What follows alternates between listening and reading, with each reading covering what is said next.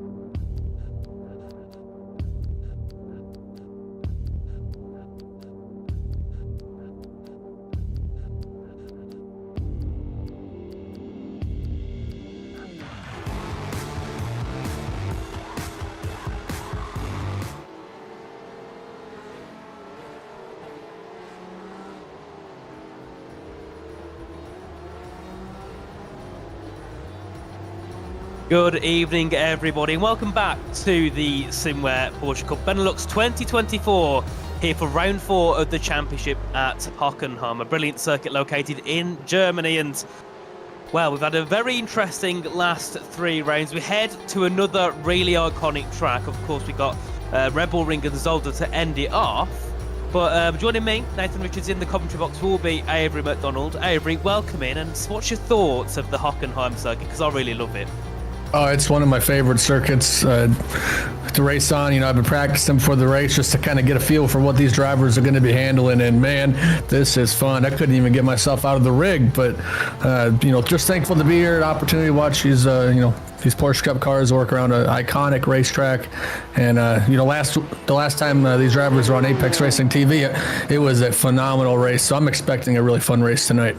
Yeah, definitely. Unfortunately, I wasn't there at Imola, but I did have a look back at the stream, and it looks like it was a really, really intense evening. But we'll have a look at the standings for the pro drivers on our screens in a short moment. And we can see that Erin Barber currently leads them on 129.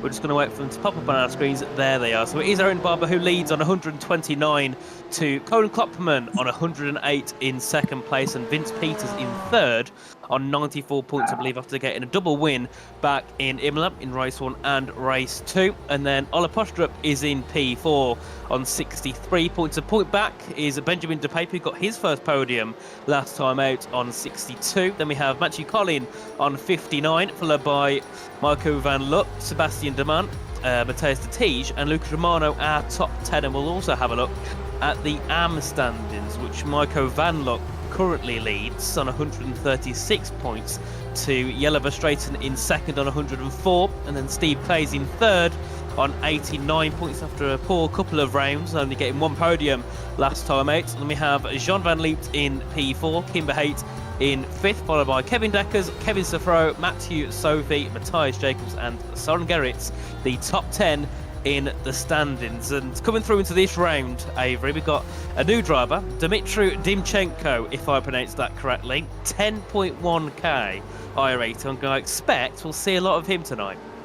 Yeah, here's a guy that's, he's got a lot of I rating, but, just because he got a lot of I rating doesn't guarantee anything. But, 3rd fastest so far in practice, a 10th off Klopman's fastest lap. So, really working the way around and I'm familiar with Alcan Tech from some of the previous races I've called here in Apex. So, they always bring fast drivers. So it should be a fun one tonight. We'll see what he'll be able to do.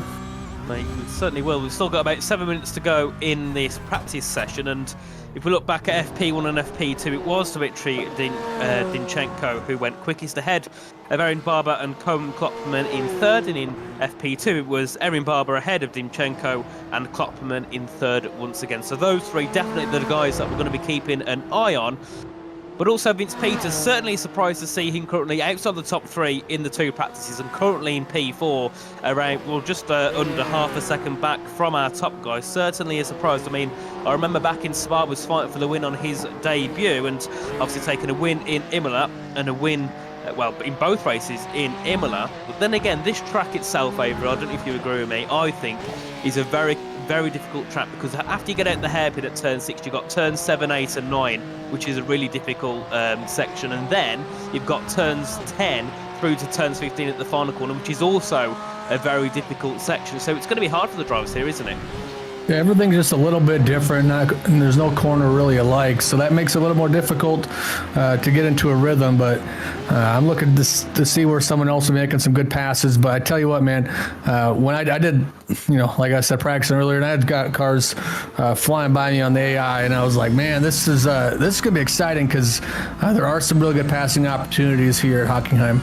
There definitely is, and all you can see there coming through, I believe, turn 11, that was Lucas Romano hitting that gravel on the exit. It's a horrible piece of gravel to hit because sometimes the car just goes out wide, there's nothing you can do, and you get caught in the gravel as that's going to be, Philip Out's going a little bit too wide and oversteering out of the final corner, unfortunately, hitting the barriers, but luckily not too quickly, and it's practice, so it doesn't really matter anyway. You'd rather crash in practice than you would in the qualifying or the real thing. As we go back on board Romano again, as he's slowing down at turn 1, which is also another really difficult corner. You've got to get the car turned in, but you've got to be careful of the orange curb on the inside. You hit that in the wrong way, and your car is going to fly out. Yeah, in practice you could park there, but in the race, that's not a good parking spot. But yeah, man, they're just such a tough track, and I love going on board with these talented race car drivers because these guys are just working it around this track, and these curbs are just so tough. You don't want to, like you say, you don't want to hit them too hard, but you got to use up the track if you want to make up some good speed. So this is just over 3 minutes to go in practice. This is the time to get that car, fine tuned to how you're driving, and try to get as much speed as you can because you gotta have a good race pace if you want to finish in the top in this field. Yeah, definitely. The top. Well, I'd say normally it's between Barber, Klopman and Peters, but we've got Dimchenko joining in that little battle, and they're normally the cars that kind of break away and fly off ahead, as we do have a car spinning around there, heading through out of turn 7, 8 and 9, as we're on board here with Porsche, who's, I think, finished on the podium once this season, but he's normally around that P4, P5 area, a very solid driver, but just hasn't quite got that pace of our top guys. But maybe tonight could be different. He's currently P5, just over half a second off Cohen and Klopman's time of a 1:39.629, but then we'll see if the times are better or worse when we head into qualifying, where there's a little bit more pressure on you, and of course drivers might be running a little less fuel when we go into the qualifying stage. But I think another thing about this track which also makes it really difficult is you got some horrible curves, some of the red and orange curves on a lot of the corners, especially some of the hairpins, which really can throw the car about. Yeah, the hairpins are really tough. If they get the car a little unsettled, it can either, go around or just get super tight on you. And that can easily lose a couple spots. So it just makes it so important to, be on your toes, or especially, with these quick, short races to limit those mistakes and just get the best finish you can. Because when it comes down to, race time, that's all it's about, limiting mistakes. And this is a track where, mistakes can be made. Definitely. It's very easy to, as I think someone went a little bit wide there heading through in towards that next right-hander. At least it looks like it for a second. Yeah, we could see one of the black and orange cars there going a little bit wide and heading off the track here as we're on board with Simon van Dijk. A beautiful red and white livery on that car as he heads his way around turn 5 in towards the turn 6 hairpin, where we expect to see many overtakes down here. Probably the place where we'll see the most overtakes here in the racing this evening, but then again, I'm sure we'll see the drivers try and go side by side wherever they possibly can around this circuit, as they're going to be careful on the exit not to hit the grass and not to hit the curb in too much of a unstable way. And then you head through into turn number 7 at the right hander, get the car thrown in, prepare down to the left hander at turn number 9, try not to hit that curb too much on the inside, and get the car really nicely rotated through as you head your way through into the final part of the circuit, down towards turn number 12, I believe, where you come through into the final part of the track. And you just got to get the car turned in nicely, try not to run too wide here and hit the gravel. And as I say, that's exactly what Simon does, and well, in a race that could probably end it. Yeah, that's like you said, the gravel. But I want to point out, that turn 6, it's a great opportunity to make a pass, because if you don't necessarily get the a great run out, it's just a short stretch till turn 7. So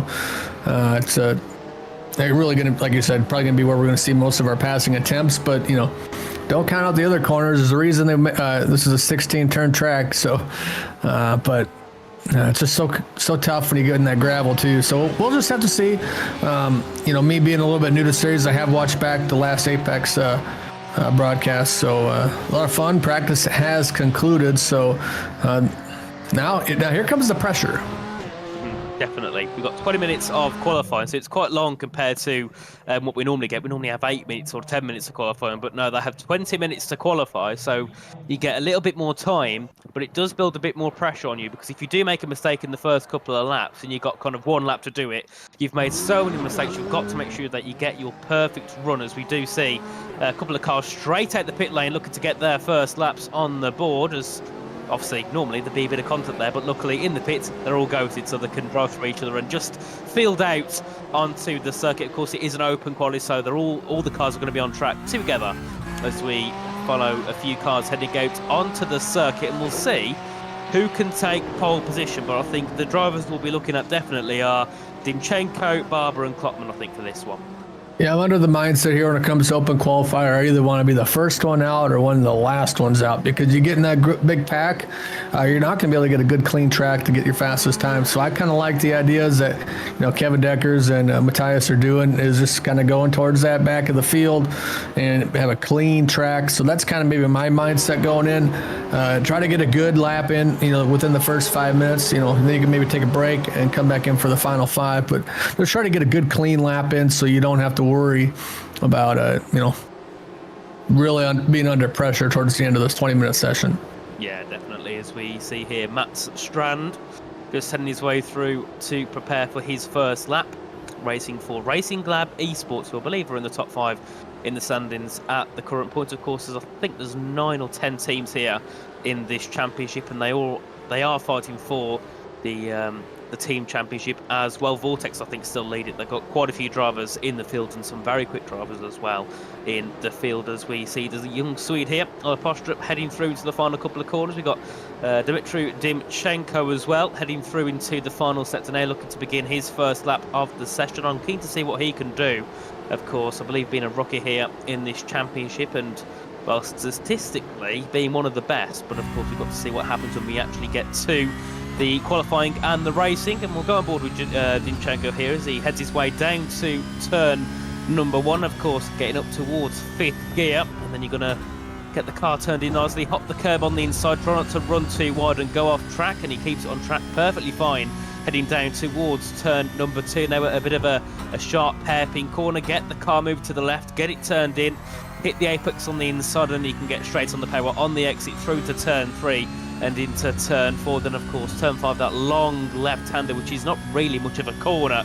And the only thing Dimchenko's got to be careful of here is that he doesn't run into the car ahead of him, because it looks like he's catching up, but luckily that car seems to move out the way and let Dimchenko carry on with his lap. Got a lot of traffic coming up here in front of them, so you know, that slipstream can help out a little bit, but can also really hurt. You know, if you catch up and you got to lift at a spot you don't want to. But really good sector 1. I'm looking at the times from practice, and this was, you know, really good. And so he got lucky there. It was able to get around that car, so nice and smooth. He's trying to be here, you know, using up the curb as much as you can't see. Very kind of that driver, goes into this corner, nice, hits that apex and really throttles out, uses as much of the track as he can without going off track. I mean, that was by far probably the luckiest he could have been, with people just letting him go. Yeah, definitely. I think a few cars knew he was a little bit quicker and just moved out the way and let Dimchenko carry on with his run as he heads into the final couple of corners now to finish his first lap of the evening. And currently it is Conan Klopperman at the top with a 140.352, but I'm sure those times will come down very, very quickly, as we do see Dimchenko now go fastest with a 139.982 on the board. We see Postrup as well, Van Hoot, De Pape as well, jumping up into the top 5 after the first runs. But of course the times will come down a lot quicker once we get our way fully into the session, and once most of the cars have set their first laps here, as we see Ryan Walker heading through as well to complete his lap, as nearly came to a bit of contact there with one of the cars as Ryan Walker heads to the line. Currently it's Clay's on pole for the AM category and Dupan in second, and I don't think Ryan Walker actually got a lap on the board there.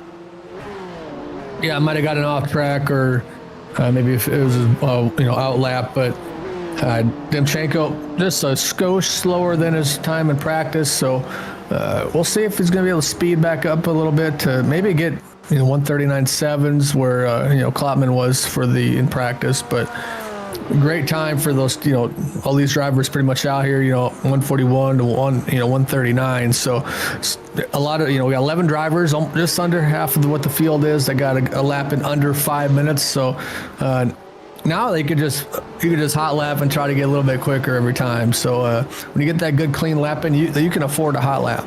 Yeah, definitely. I mean, if you're one of the confident drivers, you can treat this a little bit like a practice session. You can just keep going and going for laps as Klopman goes back to the top by a couple of hundredths of a second there, a 139.967 there. That's about 20 thousandths ahead of Dimchenko, as Demand goes into P4 there, as that will be Van Hoot up into third with a 40.555, and you can see there's a bit of a gap at the moment between P2 and then those down, but of course the times will come closer as the session gets along. Still waiting to see what Vince Peters can do, currently with Ed's lap time on the board. Normally someone we expect to see near the top, along with Evan Barber as well, as Van Luck goes up into P9, the championship leader for the AM standing. So right on the back here of Clay's, only just over 75,000 separates those two as we continue on in qualifying. Just under 15 minutes to go, and we've got 14 drivers now with the lap. I've got to say I'm a little bit surprised that we haven't got everyone with the lap here. People must be struggling with the off tracks. Yeah, in case you're new here to iRacing, if you get that off track, you know, go on the grass, that eliminates that time. So it's just super important, and there's a, you know, good on the graphic there for some X's there. So we'll see if you can get a clean lap, but it just makes it even more important.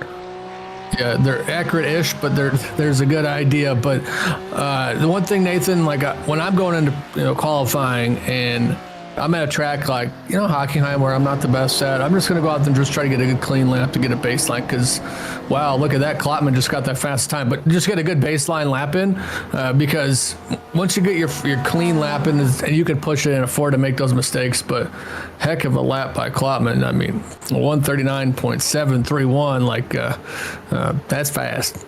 Yeah, it is. That is a really good lap. Still about a tenth off what he did in practice, but of course he had an hour and I think 10 minutes in total in practice, so a lot more time to set the 39.6. But yeah, very nice lap there from Klopman to put his advantage just over 2 tenths as Barber goes up into second place ahead of Dimchenko, and a little bit wide for Peters there. And we'll see, was that classed as an off-track excursion. No, it wasn't. He'll be in P4 there with a 40.2.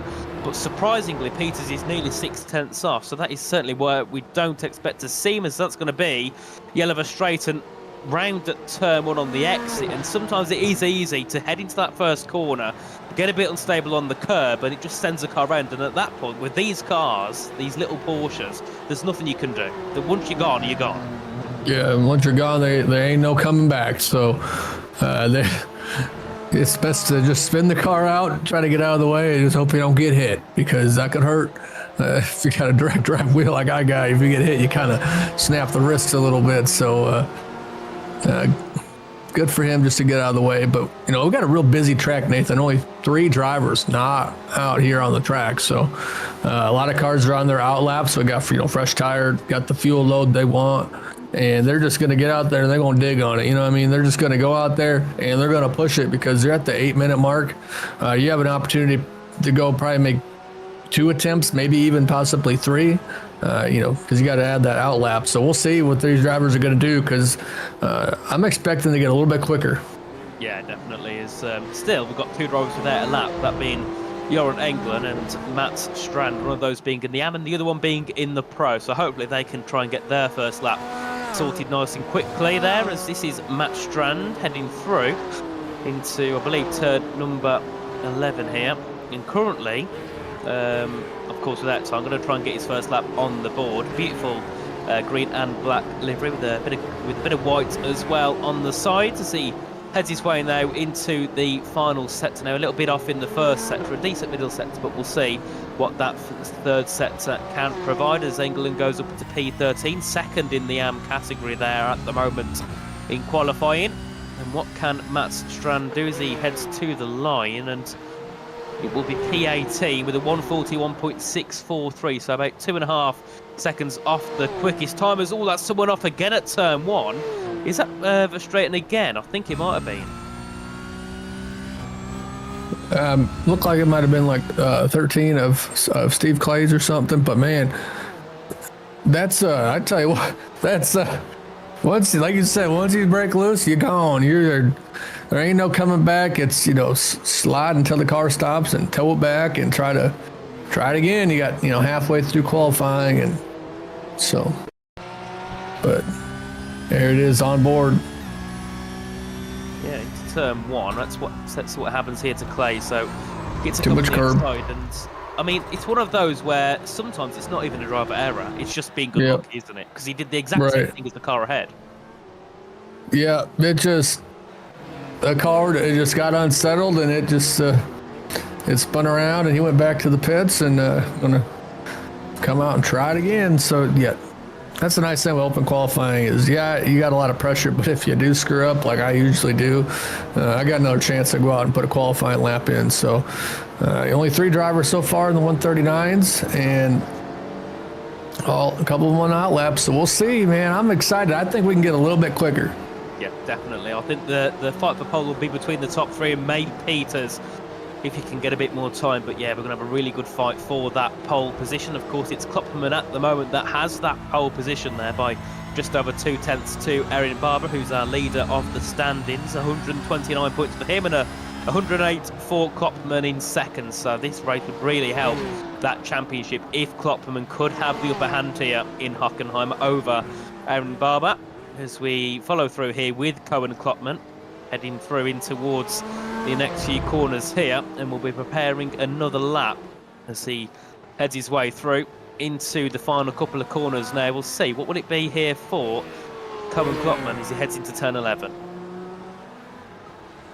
Oh, he went pretty wide, but I think he's good. His boot scooting boogieing his way around this place.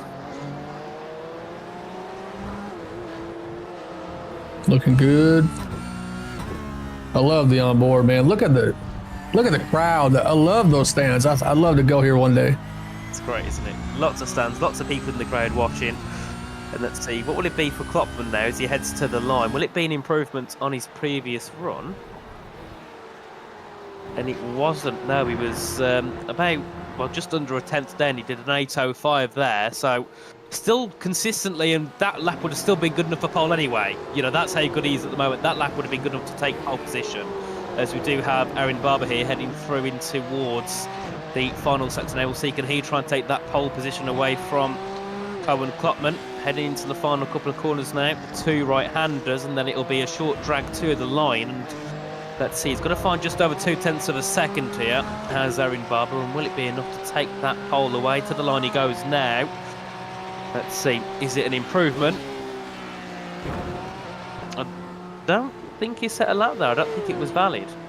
Yeah, it must not have been. Yeah, I don't think it was valid. But I tell you what, if I'm Klopman and I had a time that was just under a tenth slower than my lap, and I was still the fastest guy, that must feel pretty good. So, because that ain't ever happened to me. I mean, maybe like on an oval or something. But actually, one time I was pretty good at the Mazda at Lime Rock, because it's a really easy track. So I was pretty fast at the way bottom split. But man, when you got these Porsche Cup drivers like we got here, Nathan, I mean, these guys are moving around this track. They're so fast. Like, I mean, they are. I mean, this is some really talented drivers. And, you know, when I watched a couple weeks ago live here on Apex Racing TV, I was super impressed. And when I got the call up to fill in for tonight, I was like, oh, absolutely, it's an honor.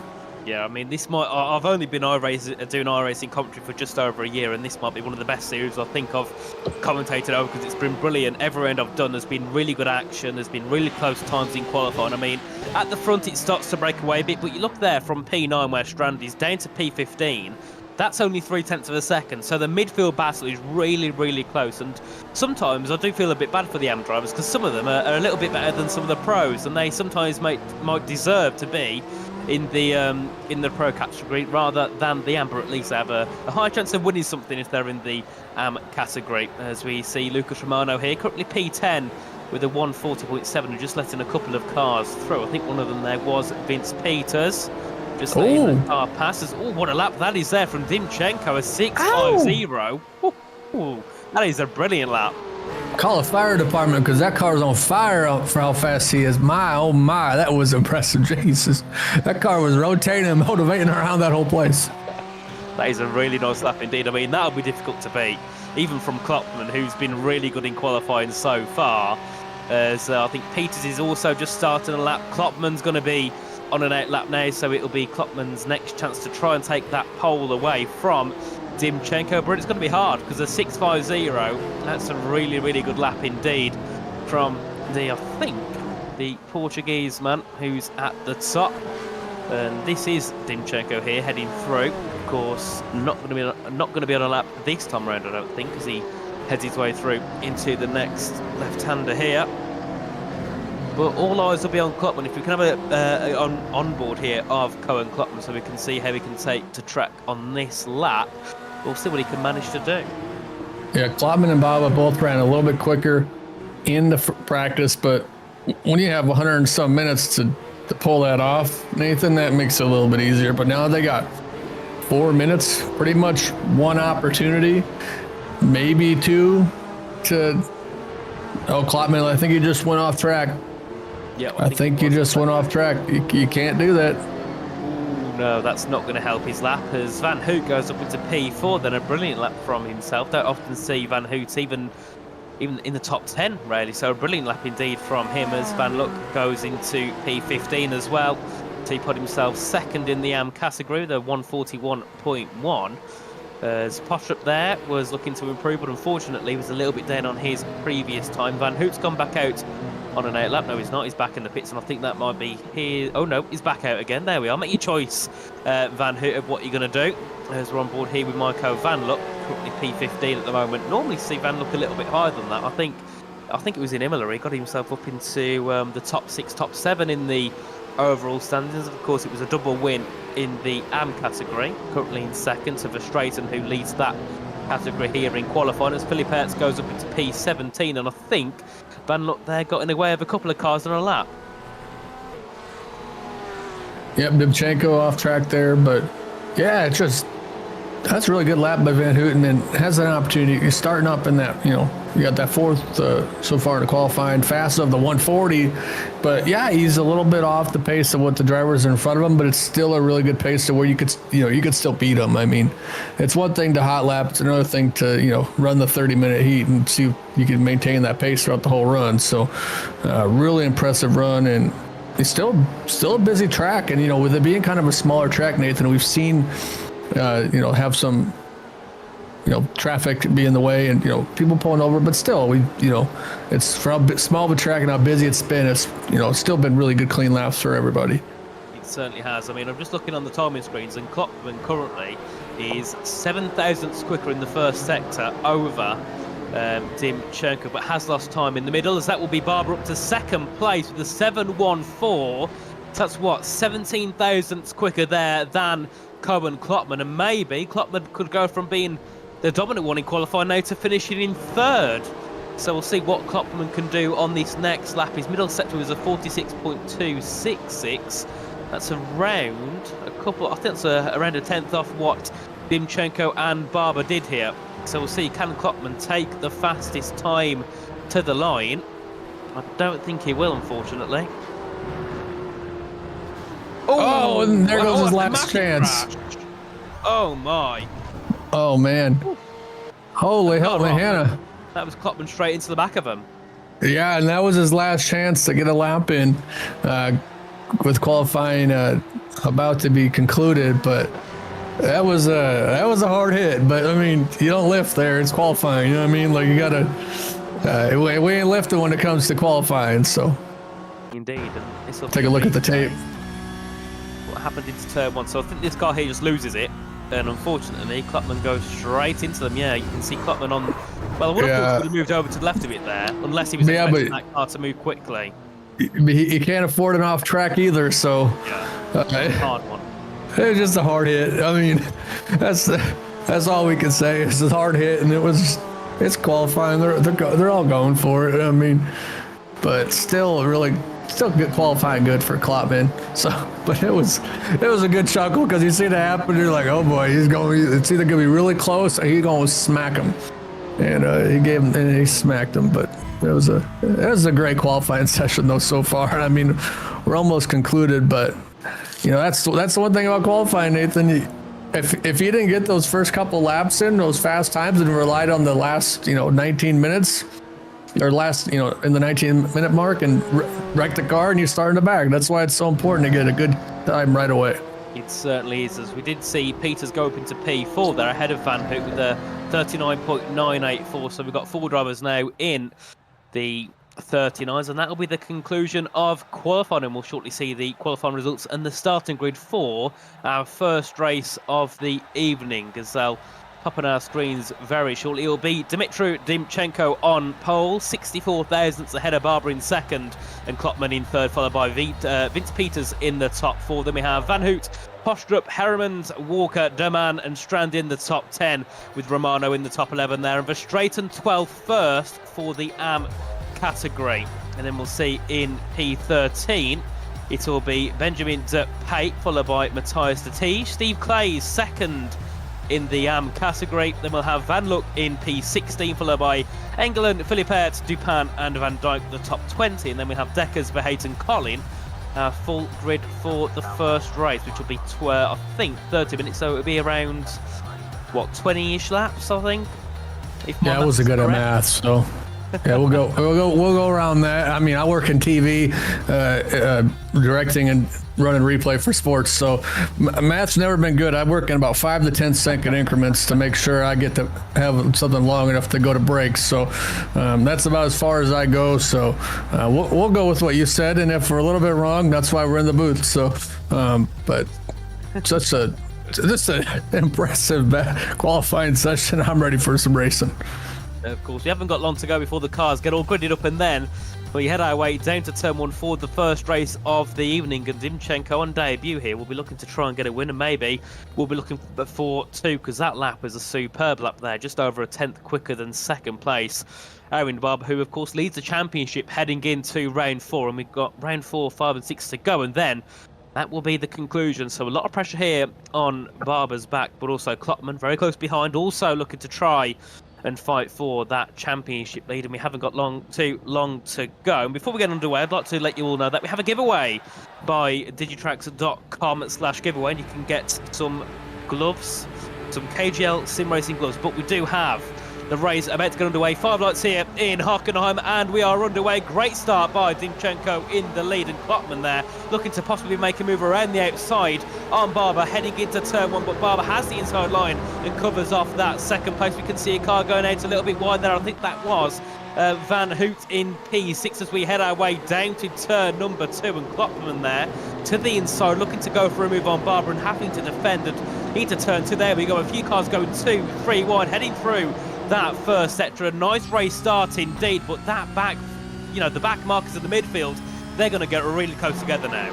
Yeah, they're so close on speed, so they're going to be battling all race, but Dimchenko just had an excellent start. That's what you get with that standing start. You can't just be a wuss on the start. You got to get after it and and get going. But look at that move by the 37 and Matthias there. Nice pass in the corner there, making a move. But yeah, Dimchenko, Baba, Klopman, and Postrup and Peters just kind of starting to break away from that field a little bit.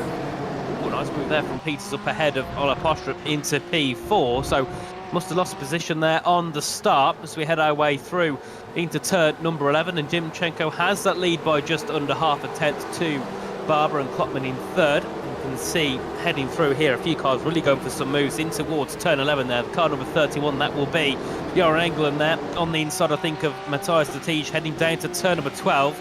Tatij going to go back up the inside trying to get that move done as we watch from the rear of Steve Clay's car. Those two still side by side heading through into turn 13 and 14, and we do see Joran ahead as Tatij goes to the outside into the final corner, and Joran England gets that move complete for P16. A great little battle there further down the grid as we enter lap number 2, and I think that was Yellow Verstraeten there going a little bit wide heading out the final corner.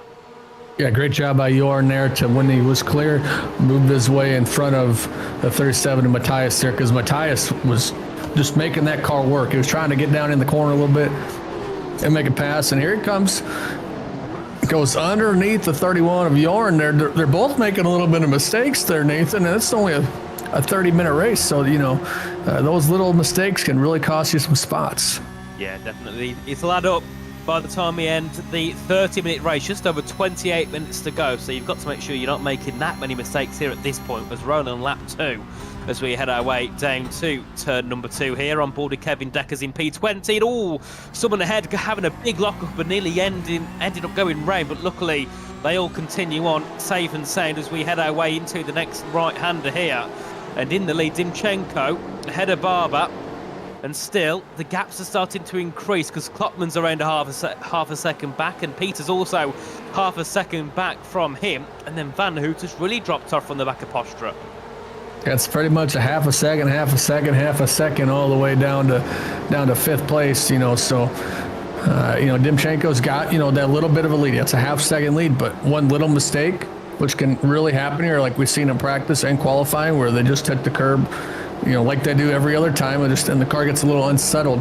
But this is a real battle I'm really digging right now. It's Anton and Kim right in front of him with Kevin Deckers. I mean, this battle, they're in that 20th spot, but these AM drivers are racing hard, and I love that they have 2 categories here, because then, look at Anton here, gets a great run out of the final corner, and should try to make a pass here, not just going to sit back. It's still early in the race, but, having the 2 divisions, Nathan, makes a guy like me would want to race more, because I'm able to race against drivers a little bit more my skill set.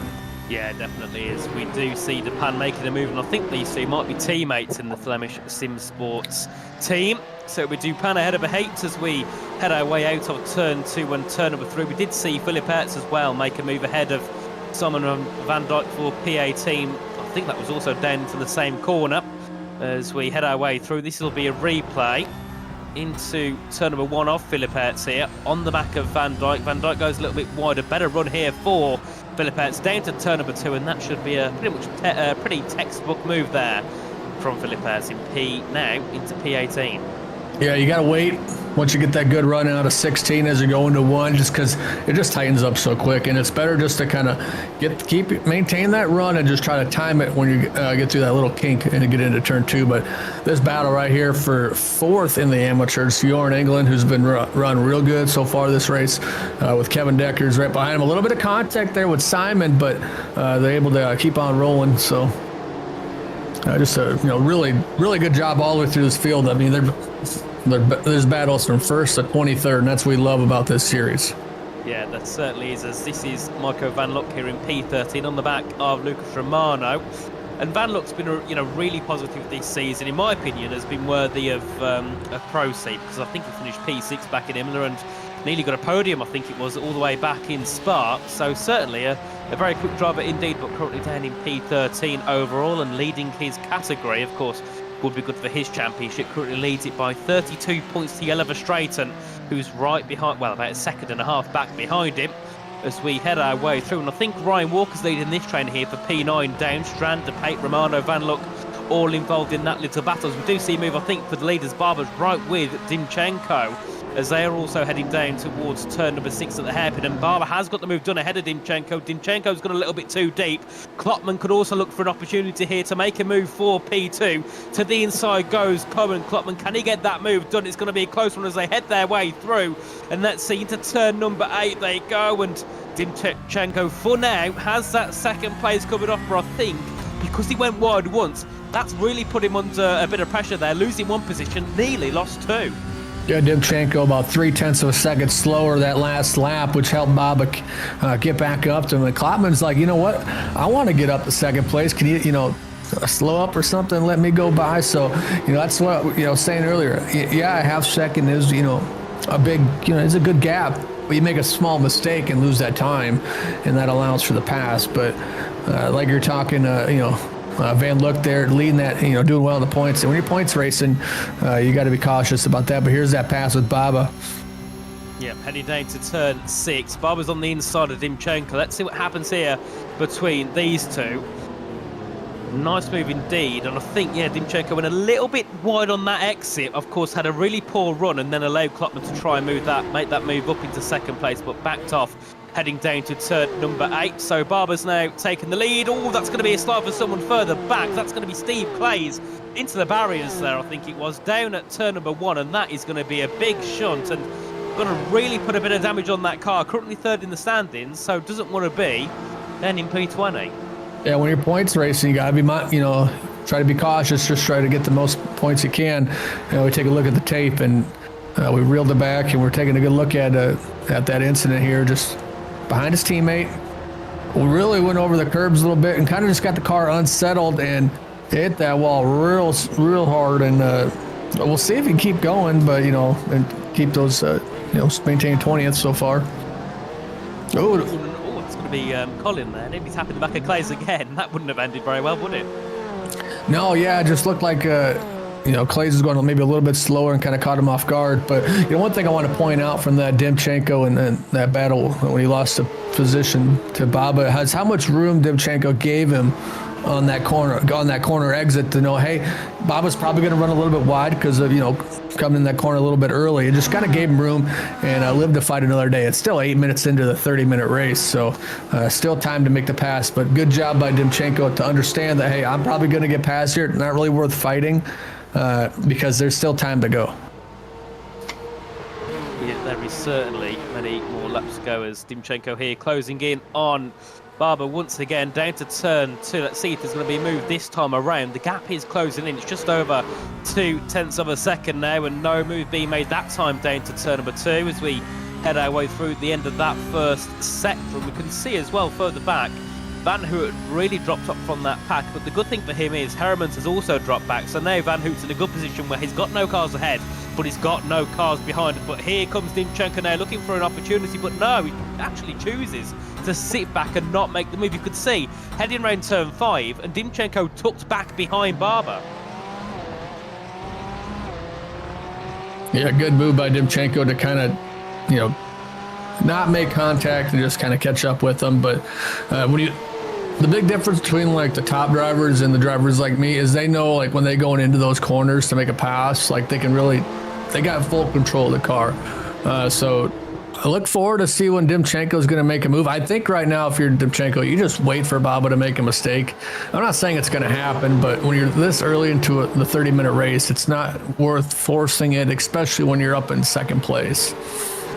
Yeah, definitely, as we head our way through. And looking a little bit further down, you can see the gaps. I'm surprised they're not increasing that much. I mean, after lap 1, the gap is 10 seconds down to P18. Currently, it's only 20 seconds. So I expected that gap really to increase a lot more than it has done, but it is. We're just ending the 6th lap of the race here, just over a third of the way through, and Barber still in that leading position ahead of Dmitry Dimchenko as we head our way into turn 1. And before I got rudely interrupted by the starting lights, we have got a giveaway by Digitrax. So if you go to digitrax.com/giveaway, you can win and enter the a giveaway for some KGL sim racing gloves and the Ayrton Spirit edition, which is, I believe, a tribute to Ayrton Senna. So if you'd like to get involved, head over to that website and you can put yourself in the giveaway for a nice pair of gloves. I believe the giveaway ends, I think, today, if I'm correct. Those gloves, I tell you what, man, they look sweet. They look, I mean, they look awesome. And that's what's so cool about, those gloves that, they look cool. I mean, that's what, I know, like, I was like, maybe like a year ago, I was like, I don't really care too much about having stuff that looks cool like that. But then like now I'm like, oh, I'm glad I got some stuff that makes me feel cool, So make sure if you're tuning in, take a look at that site. I'll post a link in the comments. But man, there's some really cool gloves. Someone's gonna win. Indeed. And in the chat, just saying a quick hello to everyone. So Farah, Maxim, Nick, Kevin, welcome in everybody. Great to have you all in the chat. And if you're still here, give us a bit of a prediction of who you think might take the win here in this first race, because currently Barber's got the lead ahead of Dimchenko, but those two have been pretty much equal on pace at this current point. And obviously we can see Klopman is a little bit further back though. He's been consistently around half a second away from Dimchenko. We saw his pace in qualifying was pretty much on par. So do you reckon maybe he's just sitting a little bit further back and hoping something in the top two happens to play to his advantage? Yeah, I think, you just sit and wait and, just see what you can do. Yeah, big shout out to all these drivers for just putting on a hard time. There you go. Thanks, Joshua. I forgot YouTube is weird with the whole links and stuff, but when you have a guy like Joshua Wilkie on the controls, cool things happen. So, and he's a nice guy too. Yeah, definitely. I mean, you seem to say enough nice things about him. Yeah, I haven't, and not one of them's a lie. So, I want to point that out.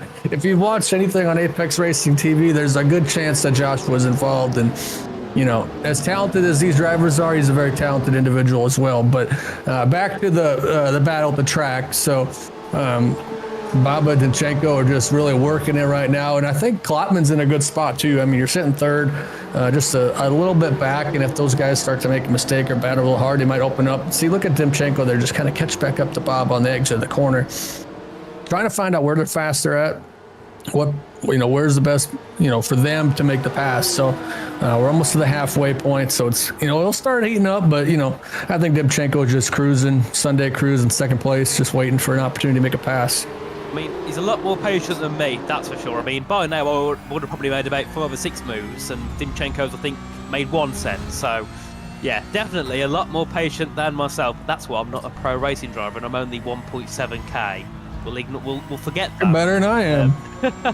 Well, there we are. I think I'm like a 1.6. So, I mean, in this lobby, you got 2k, 3k, you got Dimchenko 10.1. I mean, that is going to be like top 1%, surely. You can see that. That's a lot of K. 6.9, 8.7. I mean, I'll be a lap down by now, I reckon.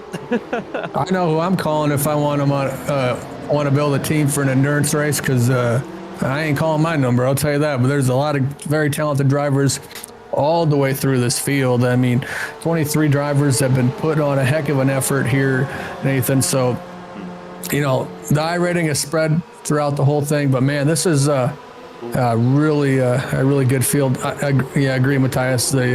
Worth considering. I know a lot of people are happy with those gloves. So yeah, make sure you get registered for that giveaway and try to win yourself a sweet pair of gloves. Yeah, definitely. As Klopman there was looking for a move on Dimchenko, heading down to the hairpin, but didn't quite make it. I think he backed off at the last second, but It is showing here that Klopman is in the race to try and get into second or maybe even first, depending what happens to Zimchenko and Barber. As we head our way through, a little bit of a jump on the curb there for Klopman. That would have been a scary one as they head their way to turn number 11.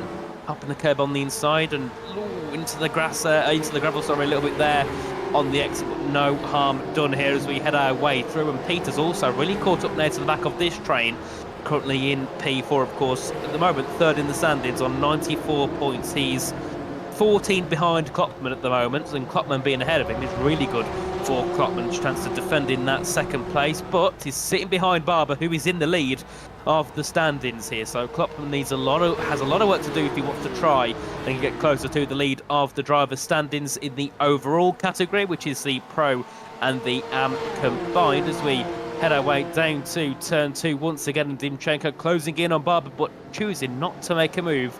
Once again, a very patient driver indeed. He's a young Portuguese driver as we head our way through. And still, that battle there between P9 and 13 is still continuing. Walker down to Van Luck. Yeah, you could fit, multiple racing packs in an extra large blanket. You got 1st through 5th, and you got 10th through 13th that could fit under a blanket. And Klopman kind of just threw a fakie there, but that might hurt him a little bit as Peters can go around and no. But I'm a big fan of the fakie, Nathan. That's one of my, patented sim racing moves where you fake like you're going to make the pass, hoping they're going to screw up. 9 times out of 10 they don't, but that one time they do is when it pays off. But I like that move. I mean, I've tried it a couple of times when I used to play iRacing, but I don't do it ever since, because last time I tried to make a fake move, I accidentally broke too late and went straight on. So, you don't want to do that. You gotta make sure you brake at the spot you should brake at, and not brake. And then you don't want the other car in front of you to be your brake. So, like we've seen in qualifying, when the car was spun, and Klopman got into him, but. So, if you're going to do a fakie, you got to make sure you slow down. That's very important. That's rule number 1 of going into one of these corners is slow down. It certainly is. As Van Luck there closing in on Benjamin to pay for P12. And that group has really broke up over these last couple of laps here, so I'm not sure if they had a bit of a battle there, Romano and Strand, because that gap's now just under 2 seconds. It was just under 2/10, so... yeah, something must have happened there between those guys as they head out of the final corner now, back down towards turn 1. Lap 11 now completed, just over 13 minutes to go in this race. And so far, Barber's been a little bit untouched, but I reckon once we get to around that 23-24 minute mark, that's when we're going to see the top 4 really go for it, I think. Yeah, when you get to that 24-25 minute mark, that's when the November highlights. Whoa, what a... little zigzagging around there, and Klopman Peters. Ooh, can't do that. Can't do that. No, he went straight on at turn 2. I think he cut across and just carried on straight. Yeah, we'll take a look at the tape here, and it looks like either a brain fart or a failure with the equipment, because he just kind of went straight. So, but here's we'll take a look at the good part. He's still within a second of the driver in front of him, so he's not like he really fell real far back, just lost a couple spots and can catch back up. So, I mean, there's always a little diamond in the rough. So yeah, it's an odd one indeed there from Klopman, and not the mistake we see too often from him. So it could have been maybe an issue with equipment, or maybe because he came across, maybe he just decided to go straight on so the car behind didn't smash into him, because he did cut across quite violently, heading into the braking zone there, I believe, at turn number 2, or turn number 6 if I remember correctly. As we head our way at the final corner once again here, I think we're on board with Van Luck looking to close in on the back of Benjamin De Pape once again, and I'm looking at the front wing there, or the front bumper at least, of De Pape's car, and he looks a little bit rigid. I think he's suffered a bit of damage there on the front of that Porsche as we head our way down to the next braking zone. Yeah, it looks like he's had tapped the back of someone there. yeah, a little damage ain't gonna hurt nobody. When I'm spotting for someone, Nathan, I just tell them the car's clean. We don't need. If there's a little bit of damage, it'd be all right. Car's fine. We'll be all right. You just drive the car, and whatever happens, happens. So I'm not sure if I'm always the best spotter to have, but When it comes to damage, I just tell the car is fine. Yeah, they've got a puncture. Nah, it's fine, carry on. You've got 3 wheels, don't worry. Yeah. Who needs a fourth? You know what I mean? Like, that's going to be close there between Van Dijk and Clays. Into the hairpin they go, and Clays goes straight up, but I know he's got some severe damage from when he hit the barrier at turn 1. I mean, I'll be telling him then at that point, otherwise he's thinking, why are we not stopping, slamming the brakes, and the car's just going straight on at the corner as they carry on through now into turn 7 and then down to the braking zone at turn 8. This will be a replay here of Japan, and this must have been some contact somewhere, or just losing the rear. Ooh, doing the exact same as Clays, but going the opposite way, and lightly, I suppose, tapping the barriers. It might have been at 60 mile an hour, but still, in racing terms, that's quite a light tap there. But I think Japan's exited the race in the pits. Yeah, those walls will come out and grab you. And I tell you what, we're still, that battle is heating up. We're about, 20 and a half minute mark. We're getting close to where the November highlights start coming up within the, last third of the race. So, just keep an eye. Don't tune away. This is definitely not the time to go, step away and grab a water or a soda or something. Please stay tuned in because it's about to heat up. We just turned on the burner on the old stove. It's going to start cooking. It certainly is. As Peters there looking for a bit of a fake move on the back of Dimchenko heading into turn 6, and Postrup as well has really joined this battle on the back of Peters now. We could see him even fight for a podium. I think he's, like I said before, has had one this season. He's 4th in the standings on 63 points. So he could certainly be very happy with the podium position, as Klopman there in P5 just still sitting on the back of our race leaders. But Dimchenko, you can see here, will be hungry for that move for the lead and knows that he has got the pace to make that move, because so many times Dimchenko has been in a position where he can make a move, but has just chose not to. As we'll see if it's the same there for Postrup on Peters for 3rd place as we head our way down to turn 12. The long loops left-hander, and then back on the pedal through into turn 13, 14, and then of course 15 and 16 our penultimate and final corner as we head our way through. And you can see there, sector 1 and sector 2. Peters is quicker in sector 1 and a little bit slower in that middle sector as we head our way back down to turn 1.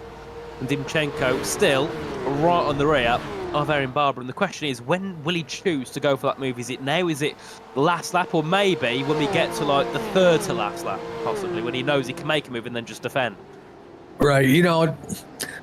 I think, Dimchenko's got a little bit more pace.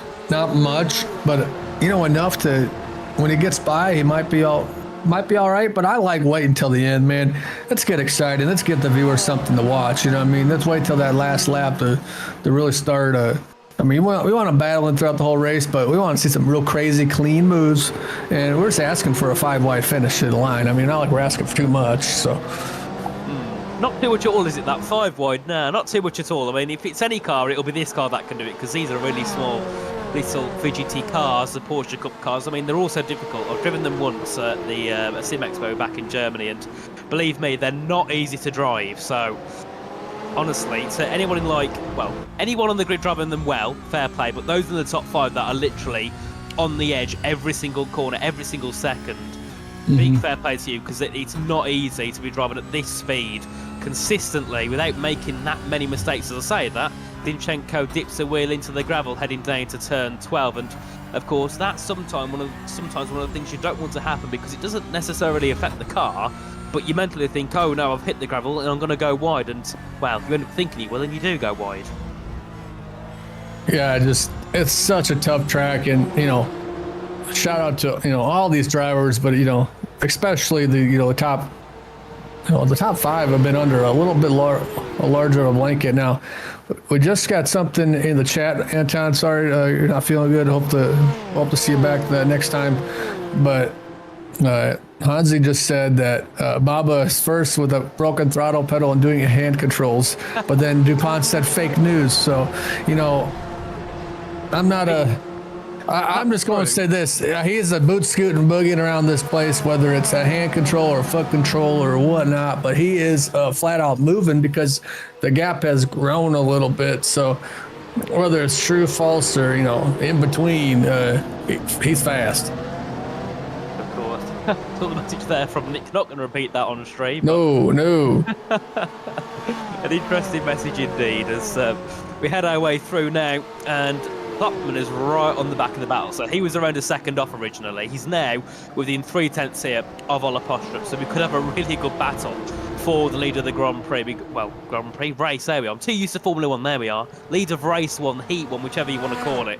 The top 5, less than 2 seconds. This is going to be a really, really good finish. But I think realistically, it's between Barber and Dimchenko. But they make a mistake.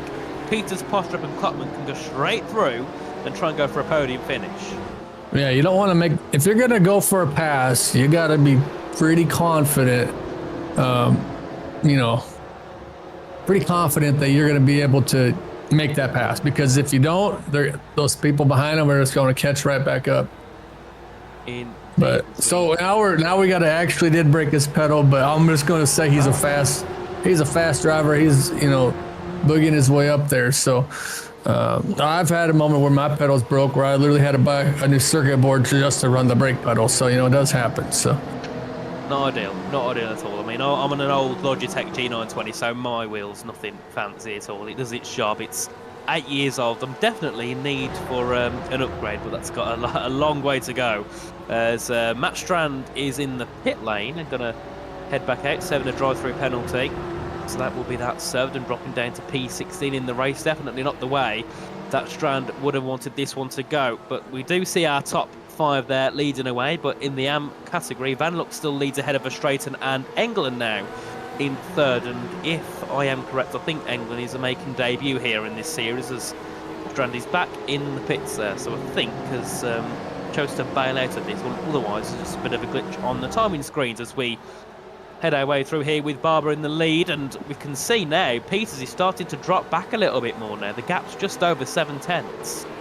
yeah, like you just said, they're started. You know, the last lap though was about 3/10 slower, so that's where the gap comes from. And now if you're Dimchenko, you got a little bit of room behind you. If you make an attempt, you're not gonna, you know, lose your position because, you know, it's a good gap. And there, you know, Peters is starting to work his way back up. So I mean, we'll see what Vince can do in that Williams Esports Academy car, just moving and grooving. You got to get that car to really rotate and motivate on these final 3 minutes to make a couple passes or try to get up to the win if you're, you know, Vince there. But heck of an effort. Yeah, he just put a really good lap. No, I thought we had a little blinky. One of the drivers blinked, so I thought Kloppman got around Postrup, but Kloppman just put his fastest lap in with a 140.3. So. You know, the fuel load's starting to go down a little bit, Nathan. Indeed, and Kloppman is looking to try and apply that pressure on as we head our way down to turn number 6 again. And we'll see if any moves are made this time around, because Dimchenko yet again closed an input. Not really in a position to make an overtake. Kloppman, though, I think was looking for a send on Postrup and wasn't quite sure whether he was going to make it or not, but in the end, six back behind in P5, but will certainly be looking to try and make a move for 4th. I think we've got a battle for 1st and 2nd, and then a battle for 3rd, 4th and 5th, I think, realistically, because Peters is still slightly dropping back. That gap now is just under a second from Peters to Dimchenko, but that gap has... Oh, what's happened there to Dimchenko? He's lost nearly a second. Yeah, looked like it just coming out of the corner might have got a little wonky there, but yeah, that's huge because now that, you know, Dimchenko has lost that time, if you're Peters, you try to pass him and let, you know, and get up a second, but it's just tough to tell, man, because like you can go for that pass in second, but it doesn't stick. There goes your complete chance at winning the race because Baba will just pull away. So if you're, you know, Aaron Baba, that's exactly what you want to see, get that gap up to 1.2 seconds for that, you know, the overall win in this first race. So just have to keep on digging. He certainly will as we head our way back down towards turn number 2 here, and on board with Peters looking for that move on Dimchenko, who's got to try and catch back up now to Aaron Barber, who's in the lead now by around a second. This has been superb by Barber, and not really felt much pressure so far in this race. You can see with just over a minute to go, Dimchenko is 8/10 back now, so Barber's just got to keep his cool, and certainly the race win will be going towards him. But Dimchenko's now got to look back as Peters, Kloppman there, all looking to try and make sense, and They're not sure whether they're going to make it or not, as Dimchenko's gone a bit deep. Peters has gone up the inside. Dimchenko's gone off the circuit, comes back on ahead of Peters barely, and Peters has to tuck back in behind once again. And this battle could get very, very interesting there between these guys. Yeah, Dimchenko went a little bit wide there, able to defend that second place. And that's just going to allow Baba to get a little bit more of a gap as we should be coming to the white flag here in a couple of corners. But just what a move by Baba. Under the pressure, just maintain that good pace. And Dimchenko kind of, faded back a little bit.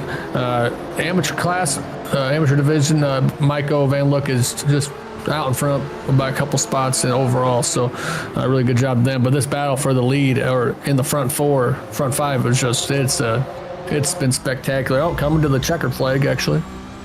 We certainly have, so we'll see Aaron Baba take the victory in race 1 here in Hockenheim, and it will be Dmitry Dimchenko in second after nearly losing it on the final lap to Vince Peters in third, and Ola Postrup in the top 4 ahead of Coben Klopman. And what a battle that was there between the top 5. Absolutely superb there. Yeah, they just, battled so hard. And how about, Michael Van Look coming with another win in this class. So great job with, up 2 spots over the next AM driver. So really good job. And, just what a race, man. Like, what a good way to start off with race 1. Yeah, a really good way to start off the evening. And I mean, we've still got another race to go, and the grid will be the way this race finishes. So we'll have Klopman, who's going to be dropped down to P5 for the start of the next race. But as we've seen on many occasions, that turn 2 and turn 6 hairpin on the first lap can produce some really good overtaking, and sometimes a move or 2 is all you need, and that could be your race sorted. If you're in P5 now, Klopman makes 2 moves into turn 2 possibly, he could stay in third for the whole race long, and that little risk could really pay off. But also, first lap, taking a risk can really drop you back as well if you get into some contact with some other drivers. But I think, Avery, we're going to have a look at the race results.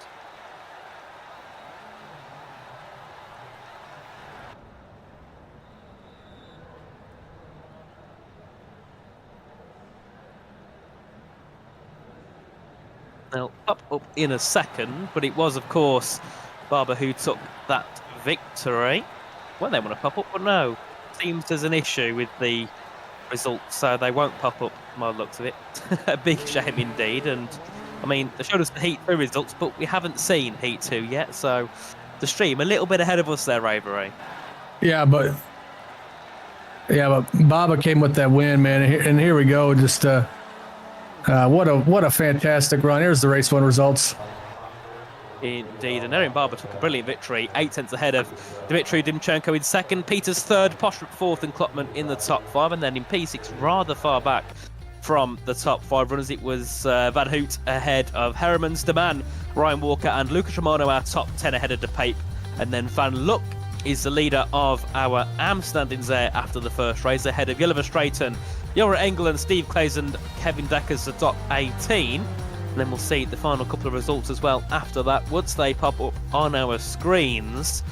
But it was a very interesting race indeed there. We had some brilliant battles between the rest of the field, as we can see there. Van Dijk, Verheet, Colin, and then we did lose, of course, Strand and Depan. A very good race, but race 2, yet again, we're going to have a bit more of a mixed up grid, because the qualifying positions have changed now into the race 1 positions.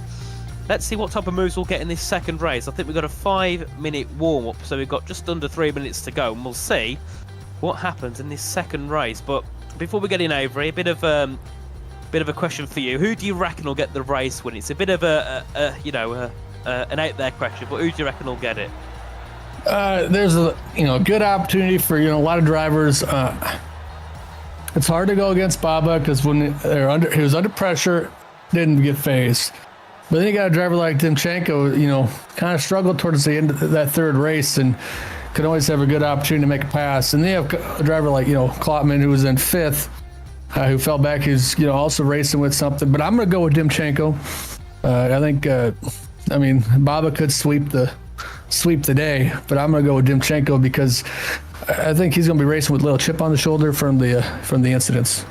Indeed. I mean, any of the top 5 can definitely go for it with Dimchenko. Certainly a strong prediction indeed. What you can see on the bottom left of your screen, we have got a giveaway here. Digitrax and KGL Sim Racing gloves. You can pop the link in below, digitraxchallenge.com/giveaway, and you can try and win a set of the KGL Sim Racing gloves, the Ayrton Spirits edition, which I believe is tribute towards Ayrton Senna. I believe the giveaway closes today, if I'm correct, or open today. One of the two. I saw the 4th of November listed on the site somewhere, so try and get yourselves involved, guys, and try and win a pair of gloves. And I've got to say, from a couple of messages in the chat so far, they are a very, very high quality pair of sim racing gloves. And obviously, for me, not much use, but for many of you in the chat, they certainly will be. Yeah, just look cool, high quality gloves. I mean, you always got to take advantage of giveaways when you can. So we'll see. We'll see what happens there. But we're gonna take a little bit of a short break, and big thanks for one of the sponsors, KGL.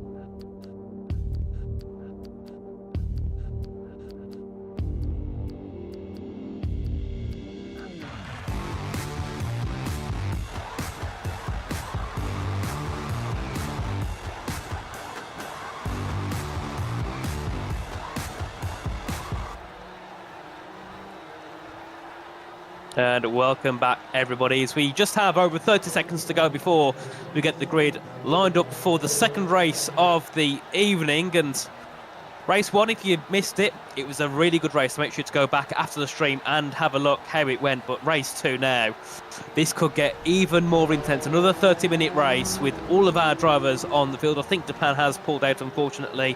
So, of course, get better soon to Anton Depan. But if he's here still, then thank you for coming back to us, Depan, for this second race. We did also lose Matt Strand in the first race, but he will be back again. But we will see the grid for the second race of the evening when it pops up on our screens. We haven't got too long to go, and it will be Barber on pole ahead of Dimchenko in second place, and Peters in third. Postrup in the top 4, along with Klopman in the top 5. Then we have Van Hoot, Heremans, Deman, Walker, and Romano the top 10, followed by De Pape in P11, and then Van Luck P12, leader of the AM category. Then we'll see in P13, it'll be Matthias Dettige ahead of Gilles Philippert, ahead of Yellover Straighten, Joran Engel, Steve Clays, Kevin Deckers, Simon Van Dijk, and Kimber Haight, the top 20. And then we have Christian Collin, Matt Strand, and Anton Depan, the top 23. And we haven't got long to go, so Avery, I'll give you the start for the second race. Oh, yeah, I'm excited. This is going to be another phenomenal race there, Nathan. And I love standing starts, especially with these, sports cars. This makes it a little bit more exciting. You can't just roll on a rolling start, but everybody's gridded. Baba comes off a strong race just a little bit earlier today, get the win. Waiting for them lights to go out. Oh, man, look at Baba get going. A little squirrely there for Peters and Dimchenko, but Dimchenko's going to fall back to 4th. And I tell you what, that could really hurt him, but the biggest gainer of the day is Peters, and we're still, relatively clean through 1 and 2, so just a good opportunity. Oh, man, we got, as I say it, we got a car spinning.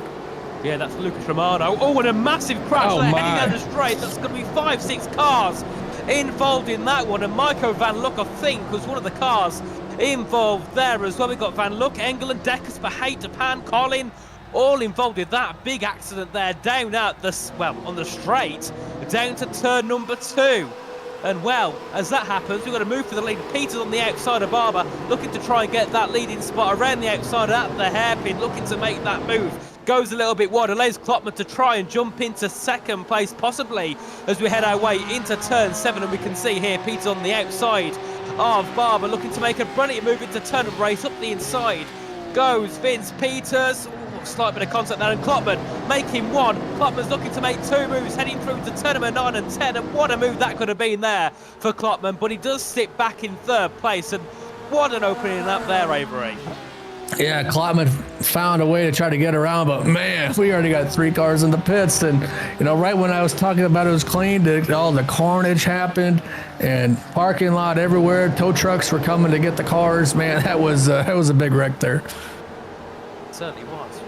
What a start. We'll have a replay of that shortly, I think, once it gets fed through to the broadcast. But oh my, that was a really poor start, especially for the likes of Van Luck, who's the leader of the championship in the AM category. That is not the way he would have wanted that to go.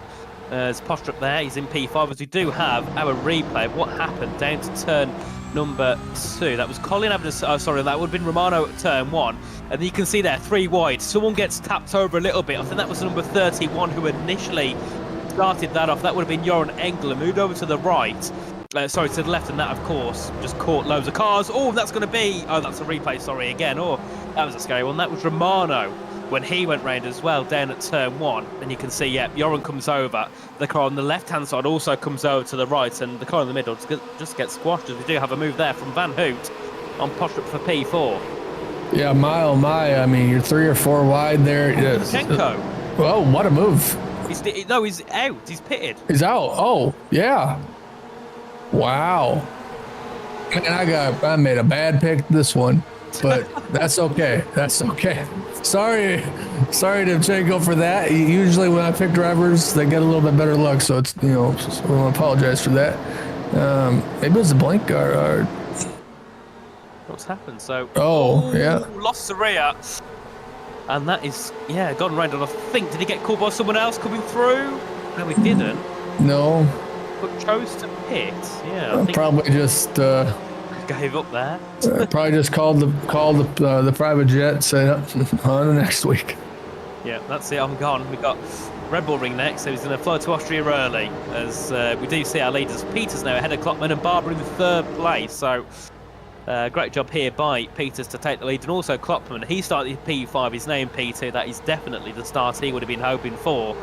There's, of course, a big surprise there to lose Demchenko from the race. Of course, second place in race 1, and now going to be out here in race number 2. As we do see Barber there closing in on the back of Cohen Klopman, and further behind, Postrup in P4. Van Hoot looked to make a move on Postrup, but unfortunately has dropped back a little bit more there, so I'm not sure what happened to him. As we have another replay here. Heading into turn 1, this will be of Romano. So we've got a really good run into the first corner, gets squeezed a little bit, gets tapped there. Then, of course, that is him gone and out of the race pretty much. He's in P19, but nothing much more he can do here at this point, is there? No, yeah, you just got to go out there and turn some laps and hope people in front of you wreck, because when you're that far back. But man, Baba, Peters, and Klopman, they're racing, so hard. And this is what Hockingham's going to give you. It's going to give you some really good racing, some good opportunities for some good side-by-side or some good overtake attempts. So, it's still a 5-car getaway a little bit. But Baba has the fastest lap of the day, and Klopman just trying to find a way to get around Peters. I think he's got a little bit more pace, but, it's one thing to catch him. It's another thing to pass him.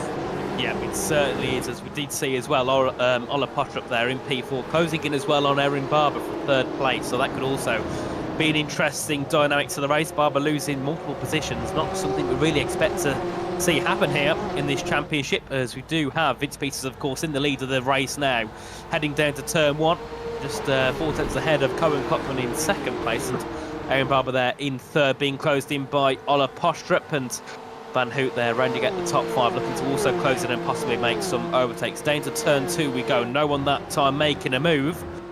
As we head our way through, you can see Peters there with the 5/10 gap. Peters is one of those drivers, I reckon. If he can get into lead, he can, I think, try and attempt to pull away here if he can. Heading down to turn 6 to go at the hairpin, we'll see. If Peters can get a good exit here, if he can pull away and get that gap to 7 or 8 tenths, it's going to be a lot harder for Klopman to get that slipstream. Yeah, it's starting to, trying to build that gap. But look at it from the back of Peters, man. It's just a big line of cars. And this is that moment where you can't afford to make a mistake, because you're going to lose a couple spots. So the pressure's on Peters, in that Williams Esports Academy car with Klotman behind him to just try to maintain a good pace and limit those mistakes because, Klotman's hungry. He's hungry after that 5th place finish. He certainly is, as we head our way down to turn 11 once again, and Peters in the lead here for Williams Esports Academy, ahead of Klopman in 2nd place. Down into turn 12 they go, and no moves really have been made in this corner of the circuit. And now I say that, I guarantee in the next couple of laps someone's going to go for a move into turn number 12. We continue our way on, and I saw in the chat there someone saying still better than Stroll. I presume that was about what happened at the start of the race between, I think, 7 cars.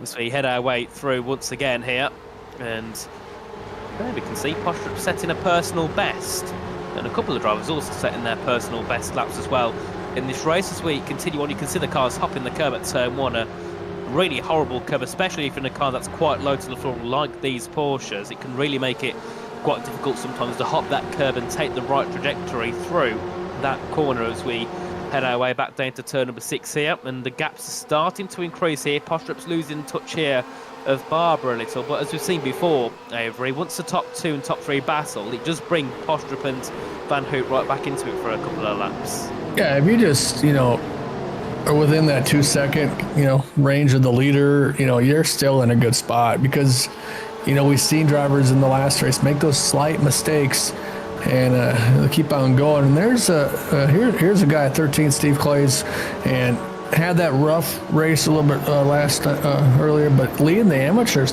class so far. He's trying to take advantage of Van Look early exit. Certainly is, as we head our way through now. And Clays, of course, I think has also been tapped on the rear. I think he was involved in something earlier on because his car looks battered still as we head our way into turn number 11. You can see there the rear of Steve Clay's car, not in the best position here. Because this is Steve Clay's. Let's see, did anything happen to him at this point in the race? Down to the hairpin he goes, and whoa, ooh, a little bit deep. Let's see, does he get collected? I don't think he does. I just think he makes a mistake. I think he's already got the damage by that point. And the car behind him, I think, is just straightened at that point, looking to close in and try and make a move as we head our way on. Beginning lap 6 now of this 30-minute race, and Klopman sets the fastest lap of the race by 12 thousandths of a second to Peters, and Barber in 3rd, looking to also start to lose touch a bit here from the leaders. It's always tough when you're, you're either, you're in Baba's place or in Peter's place to go. The car in 2nd position just ran the fastest lap, and that's really scary when you're either ahead of them or behind them. You're like, oh crap. So try to catch up. But yeah, Maiko, I hate to see it for coming off that, race 1 win, but a good job by them. It is a big shame indeed, and that was it. Just look at that, a massive crash there, 7 cars involved, and Van Look was pretty much a passenger there. I think he was on the left-hand side, but nothing much more he could have done in that position there. So one of the cars flew to the wall on power, as you can see here. So let's see, what did Van Look actually do? So he's the car on the left. I think he's the one who initiates the contact, actually. He moved over a bit, and that obviously just caught the 2 cars to the right and sent them all into the barriers. So Van Look, I think, would be the one to take the blame there. Yeah, it's just, it's, your points racing. You got to try to make it to the end of the race, but you have to be aggressive in the beginning to make up spots. But unfortunately, his night is over. And but we still have 19 drivers still out there. Peter's showing the way right now, and Klotman and Baba, Postrup, and Van Hoot, and then I believe, we might have a couple more drivers back there, but under that large blanket right now. And I love the liveries of these Porsche Cup cars. They always look sweet. So I might need to take a picture of that one and put it on my wall or something. That's how cool it looks. Yeah, they're very nice and vibrant. I love maybe send an email to get an autograph. You know what I mean? Yeah, they're really good. I think every livery so far has been outstanding. I don't know one livery which I'd say, oh, I wouldn't use that. I think I'd use every single livery that all the drivers have got so far. They're really, really nice. I mean, I do love the ones that, I think it was Van Dijk's livery that was like red and white. I love that one as well. He's in P15 at the moment, but also a nice livery here for Kenny Herriman's in P6. There we are. Love that livery there. I believe that's the ISR United livery, if I'm correct. Yep, Sim Racers United, it says on the front. A brilliant livery there for Simon van Dijk, who's one of 3 Dutchmen in this championship, most of them being Belgian. What happened there? Oh, Klopman dropped it to P6, P7. Has he had a big incident there? I think he has. Oh my. And that's Klopman down to P11. And this race is just changing and changing. And it doesn't look like it was damaged. I'm guessing just spun out. Heavy in the corner. Ooh. Oh, yeah. Oh, yeah, well, I got a little tap there, but you got to keep it on. So I hate to see it for Klopman, but, you know, it was an aggressive move, but, you know, at the end of the day, still racing, and might get a couple spots back up, but you hate to see it. You certainly do. I think it was Harrimans who came into the initial contact with Klopman there down at, well, after Klopman got spun round, so Harrimans will have a bit of damage on his car, as we do see move for the lead. Oh no, that's a replay again. You can see here, Bok, and that is just a bit of a tap to the front of Klopman's car.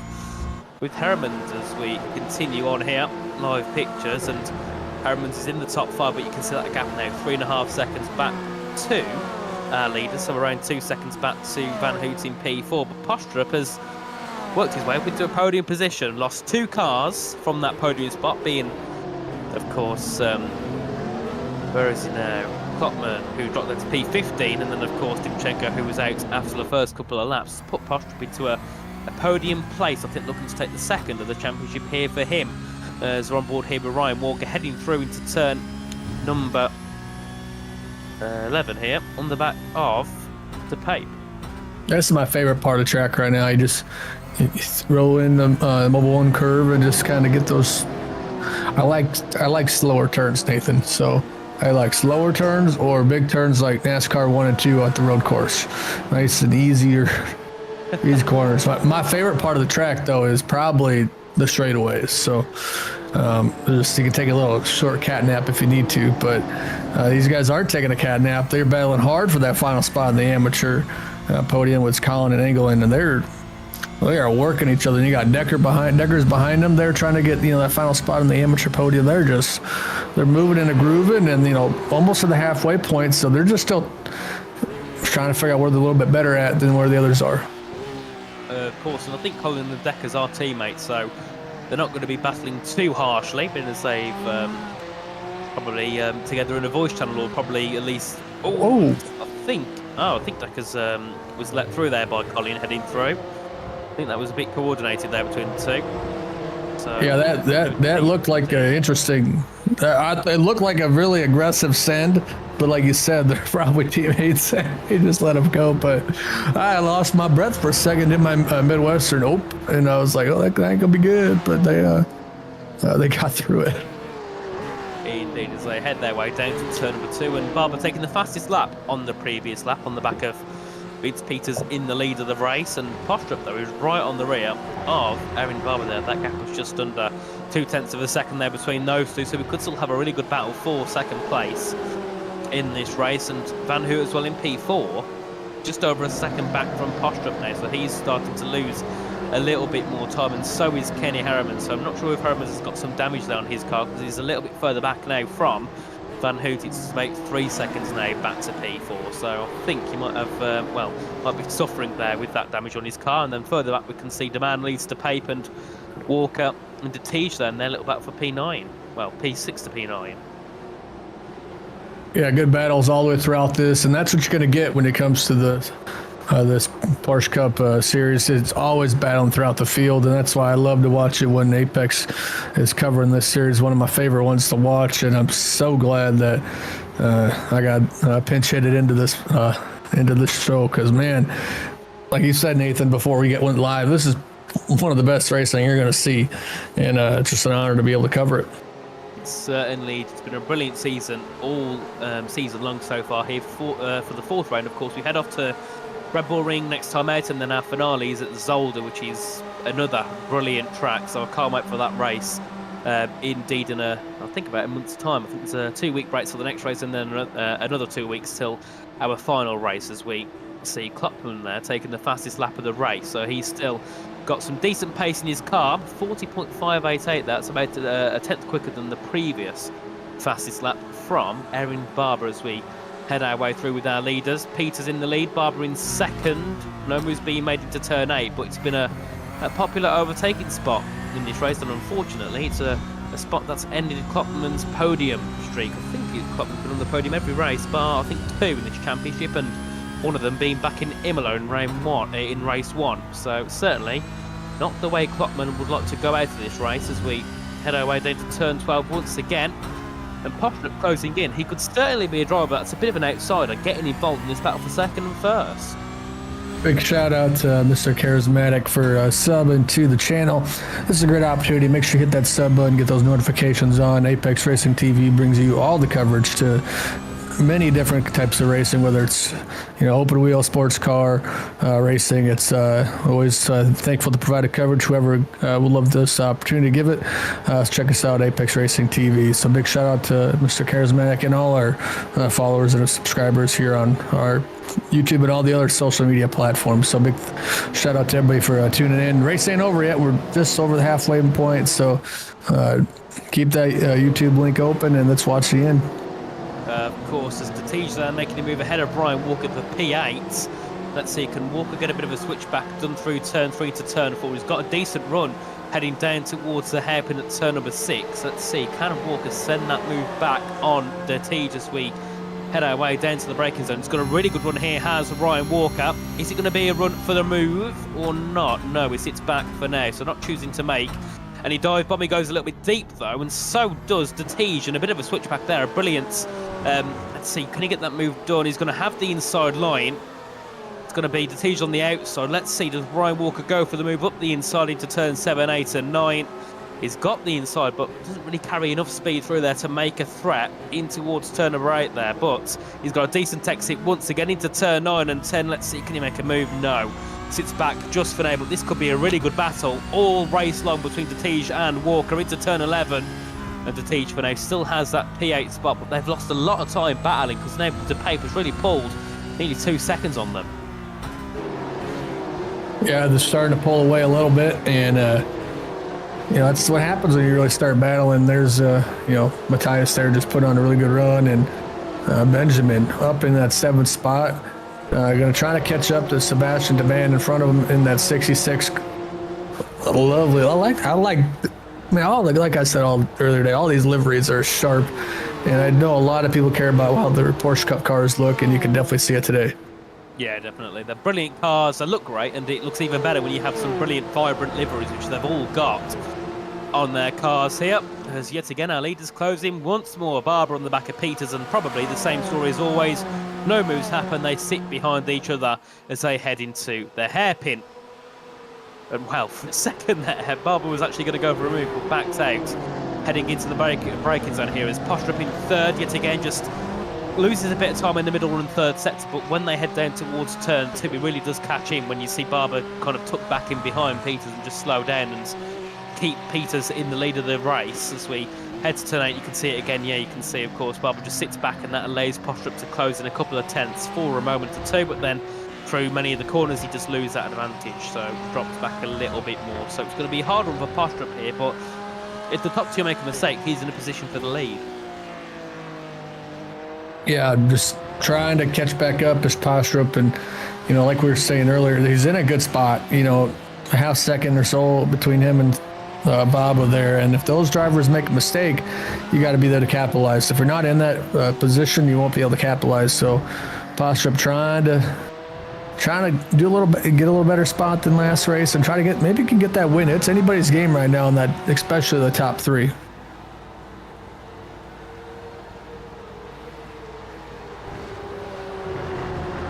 We'll see. Peters just has had the pressure on him pretty much the whole race, and stay calm, cool, collective, the 3 C's, and we'll see if Baba can catch back up. They're both running about the same time, so that's just who will make a mistake.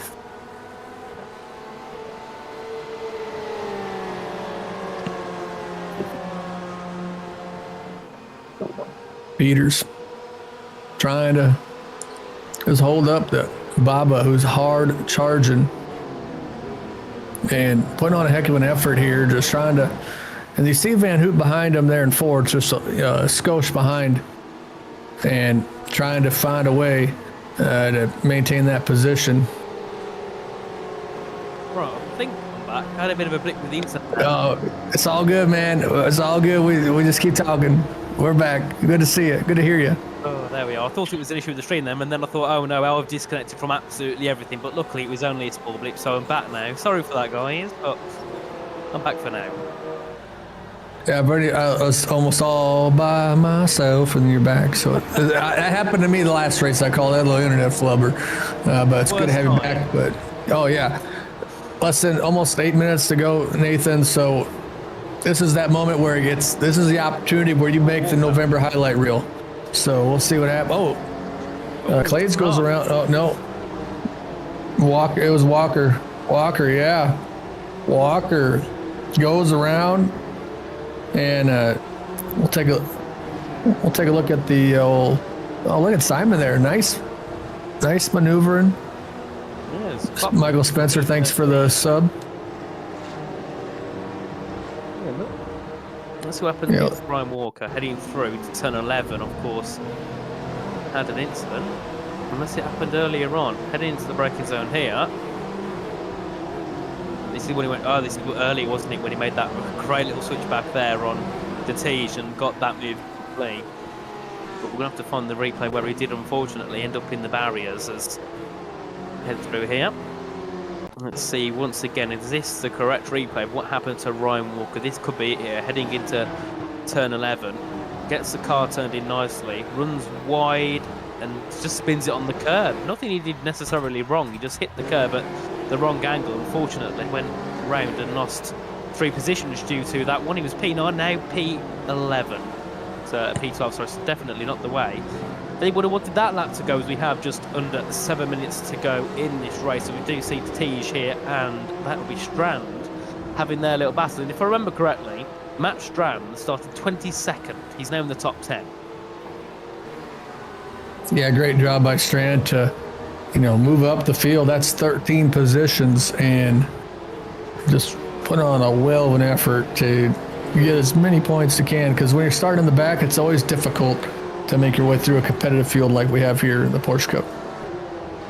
It certainly is, as they still continue on battling there for P8 in the race, and it will be looking to make 14 moves there, Woodstrand, if you can get that done on the Tige, as we head our way down to turn 2 again, and our leaders still coming close together.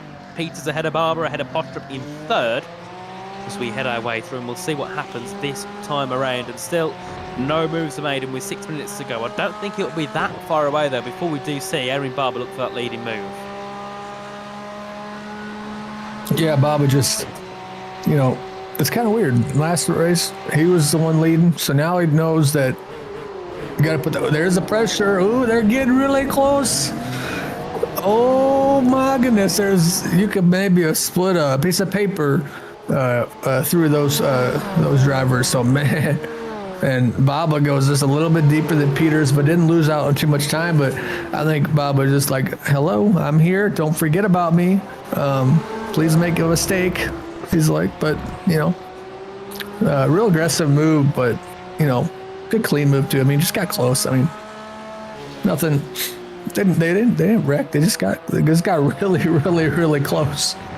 They did, and then that's brought Postrup right into it now, because he's right on the back of Erin Barber heading into turn 12, and yet again Barber getting really close to the rear of Vince Peters here, and I think Barber's showing to Peters that he does want to fight for the win, and he won't be sitting behind for too much longer here as we head our way through into the final corner to begin lap 16 here of this 30-minute race, and just under 5 minutes to go, and we'll see here as Peters has the lead ahead of Barber, ahead of Postrup in 3rd, and then we got Van Hoot and Harrimans in the top 5. De Man has also dropped off a lot there, as De Papes had an incident. He's dropped down 2 positions. All that could have just been the fact he got caught unlucky there, as Steve plays in P10. He's going to continue on, and Strand gets to move ahead of the Tige there. So the last lap we had a lot of moves happening, as De Pape dropped down a couple and Strand moved up 2.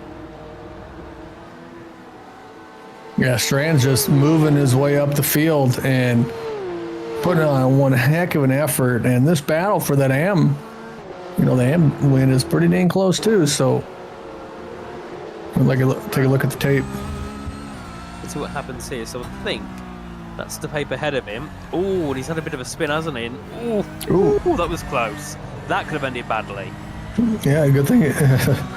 Good thing it's the virtual world, because that would have been a little tight. But man, what a move by! Oh, side by side for the lead. Here they come. They want to be on the November highlight reel. And Peters there, looking to defend it. Barber pushes Peters out a little bit wide. Peters comes back onto the circuit, looks to try and go to the outside into turn number 11 here. This could get really messy between our two leaders. Peters does get it back. Brilliant there from Vince Peters, back into the lead of the race with just under 3 minutes, just over 3 minutes to go here.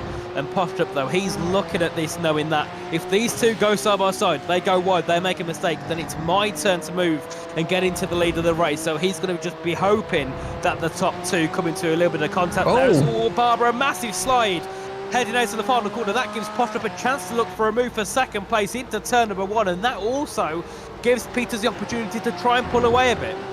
I like what Postrup did. No reason to go side by side in a turn 1, but man, Baba is on it. Spun the tires a little bit, made a super aggressive move to try to make the pass. Good clean move, and then Peters just went around the outside and nailed the wide foot to the floor. But they're back to within 0.4 of a second almost, and Baba showed his hand. But here's the thing: there's a bunch of other corners that can try to make the pass. So. Really good idea. Quick job. Quick look back at the tape here between Bob and Peters. You can see there, Bob, to the outside into turn 6, and it was just a nice little switch back there, wasn't it? Yeah. Barber. Yeah, great move, and then they gave each other just enough room. But how about Peters just gets that car in there, gets a good little maneuver. And they run each other real tight, real clean. And then Peter's just able to hold it. There he goes. Man, they just dug on it, man. They were just getting at it. They were like, I want to be on the highlight reel. But just good, tough, good, clean racing. Back to live motion pictures, and it's not over yet. Under 2 minutes to go. Oof, it certainly is not over between our two leaders, and I think this time around, will it be the white flag? As we've got 1 minute and 20 to go. I think this is going to be the final lap of the race here. So we have Peters versus Barber. You can see the white flag there in the background. So it's Peters versus Barber versus Postrup for the lead of the race on the final lap here. Race 2. Race 1, of course, it was Barber who took it, and we'll see. Can Peters take the victory on this time around? Peters. Yeah. Demand maybe it's a pass through. Looks like it, but Peters, Baba, and Postrup your top 3, and Clay's leading that AM class. But Peters is in an opportunity where he can make an aggressive move to try to catch back up. It's just under 0.4 of a second. Here he comes tight, gives a little bit of contact. Great exit by Peters there. Was not fazed by the aggression. That was a close one to contact there between those two as we head our way now into the next couple of corners, into turn 7 and turn 8. Can Barber look for a move for the lead of the race? He's going to have to try it now, as we've only got a few corners to go. On the exit of turn 8 they go, through into turn 9 and turn 10. We get a bit more of a little straight down to turn 11, and I don't think it's enough here for Aaron Barber to make a move for the lead. So I think this might be it here in this race, as Klopman now goes into the top 10 ahead of a straight, and as we head into turn 12, a little bit deep from the 3 cars in the lead, heading into turn 12 they go. And I think Peters might have this one covered. It's been a brilliant race here by Vince. Peters started in P3 and has kind of led the whole way since that incident at the start between Klopman, and then also right at the start with Dimitri Dimchenko. But heading out the final corner, it'll be Peters, Vince Peters, who takes the win in race 2 here at Hockenheim, and it was a win in race 1. It'll be a P2 in race 2 for Erin Barber and Ola Postrup. Brilliant job there to get 3rd place and get his 2nd podium here of the season. A brilliant job indeed by the number 666. And well, there we are, a brilliant race to end it off this evening. Van Hoot in P4 and Heremans in the top 5. Yeah, Steve Clay's coming in and getting that AM win. Ice in his veins, just like Peters when it comes to the start-finish line. They had, pretty much the class lead for a majority of the race, and they both just calm, cool, and collective. But big shout out to Vince Peters. Baba was in that same position last race, leading, and then they just ice in the veins, calm, cool, collected, and didn't make a mistake. So great race, and that's what we get, Nathan, every time these group of drivers come on Apex. Yeah, definitely. They've done a brilliant job this evening. Everyone here on the grid, as we have Deckers cross the line in P18, then we'll have Christian Carlin cross the line in P19 once he crosses the line in the car number 14. Of course, not the race that they would have wanted, but still, they made it to the end, so hats off to them for that. As, of course, we did lose Dimchenko, Van Luck, Behait and Dupin throughout the course of that race, but Peters a brilliant job to take the win ahead of Erin Barber and Postrup in third place. And obviously in the AM category, Steve Clays took the victory there in the number 13 ahead of Verstraeten in the number 67. So a nice race indeed for those in the AM Championship, and I think Verstraeten now might be right on the back of Van Luck in the standings. My boy. Burn it down. There it goes. Tire smoking everything. Steve Clays, you are the AM class winner. What a job. And, that's always fun when we get the chance to celebrate. What a really good run by him. Had a rough, first race and comes back and, finishes not only first in the class, but 9th overall. So a big shout out to him. But what a great job by all the competitors tonight. A great job indeed, and I believe we'll get the race results pop up shortly, of course, after that hectic race number 2. I mean, race 1 was something, race 2 got even more heated up with Klopman and Dimchenko being out of that podium contention right at the start of the race. But here is the standings, but we'll pop up E2 again. Yes, again, just a bit of an issue getting them up, but we'll pop up the results here for race 2. So Vince Peters took the victory ahead of Erin Barber in second, and Ola Postrup in third place ahead of Van Hoot, Harriman, Strand, De Pape, De Tige, Clays and Klopman. Of course, Steve Clays taking the victory in the AM category ahead of Verstraeten, and then Aaron England, who's in P16 overall, but P3 in the AM class. And then, of course, we had Walker, Van Dijk, Romano, Philippettes, Deckers and Colin, the top 18. And that was all of our finishes here tonight. Of course, we did lose the man Dimchenko, Behait, Van Luck and Dupin in that race. So a very interesting one. But of course, lap 1 we had all that contact there to turn 2, and that really, I think, threw a few things in the air. But I do believe we have a couple of one driver in the waiting room to pop in.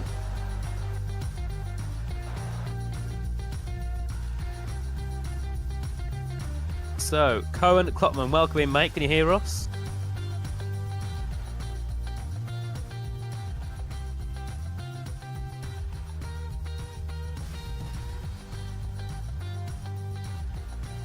Can you hear me?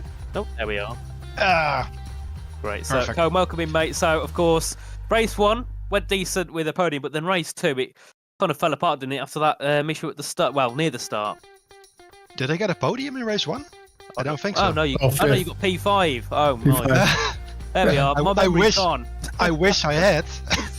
No, it was P5. There we are. You started from P5, then, of course, it kind of fell away in race 2. You finished P10 in the end. You got to move on the last lap. So, a hectic evening for you. Definitely not the way you would have wanted it to go, considering in quali and at the start you had some really good pace.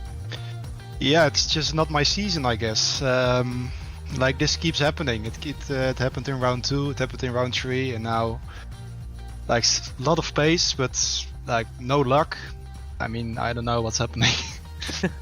Of course, going into this one, you was 21 points back from Erin in the standings. I reckon that might be, unfortunately, a little bit bigger than that now, and might even be under pressure from Vince Peters here in the standings. So certainly not the way you would have probably wanted this event to go here at Hockenheim. But of course, next week we head off. Well, not next week. Sorry, the next time we head off, which I think is 2 weeks, we go to the Red Bull Ring. And what's your thoughts on that circuit? Well, it's easy circuit to learn, hard circuit to master, and of course we have the rain, so gonna be spicy. Of course. So thank you for joining us, Cohen. It's been a pleasure. But before we let you go, anyone you'd like to shout out quickly?